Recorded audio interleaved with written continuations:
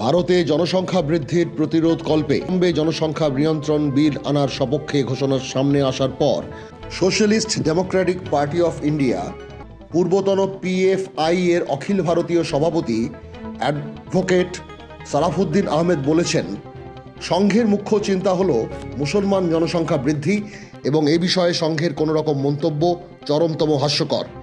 জনসংখ্যা বৃদ্ধি একটি জৈবিক প্রক্রিয়া, এর দেখভাল করার জন্য সমাজ আছে, বিবাহ ব্যবস্থা, পরিবার ব্যবস্থা রয়েছে। সংঘের কোনো রকম মন্তব্য অপ্রয়োজনীয়। রায়পুর, মধ্যপ্রদেশের ধারের ভোজশালায় কমল মৌলা মসজিদ পারমার রাজত্বকালের বিভিন্ন মন্দিরের অংশ নিয়ে গঠিত হয়েছে। মধ্যপ্রদেশ হাইকোর্টে বিশদ রিপোর্ট দাখিল করেছে এএসআই। কর্ণাটকের মান্ডিয়া জেলায় কেআরপেট থেকে ভগবা ধ্বজ সমেত বিভিন্ন সম্মানিত ব্যক্তির ছবি সংবলিত একটি কলসকে উপর্যুপুরি সরিয়ে দেওয়ার প্রতিবাদে রাষ্ট্রীয় স্বয়ংসেবক সংঘের কার্যকর্তা সমেত অন্যান্য সমাজকর্মীরা ধর্নায় বসেছেন।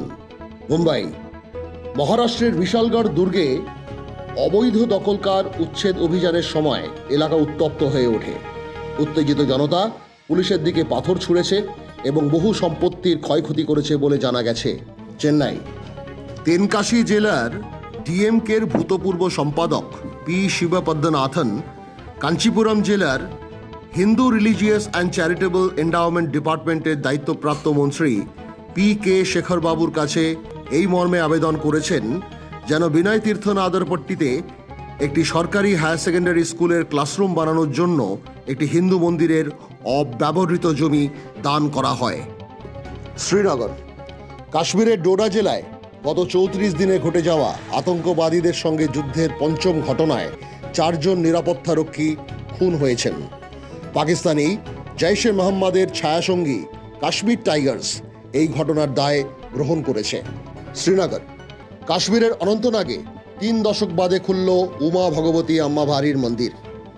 রাজস্থান থেকে নিয়ে আসা উমা দেবীর একটি মূর্তি সংস্কারিত গর্ভগৃহে স্থাপন করার পর মহা সমারোহে পূজা সমাপন করা হয়। এলাকাবাসী এই ঘটনায় আনন্দ প্রকাশ করেছেন। দেরাদুন, জ্যোতির্মঠ শঙ্করাচার্য অভিমুক্তেশ্বরানন্দ স্বামীজি অভিযোগ করেছিলেন যে কেদারনাথ মন্দিরে প্রায় 228 কেজি সোনার কোনো হদিশ পাওয়া যাচ্ছে না। এ বিষয়ে বদ্রীনাথ কেদারনাথ মন্দির কমিটি জানিয়েছে, গর্ভগৃহে সোনা উৎসর্গের বিষয় নিয়ে সমাজ মাধ্যমে ভুল বার্তা ছড়ানোর একটা ষড়যন্ত্র হচ্ছে।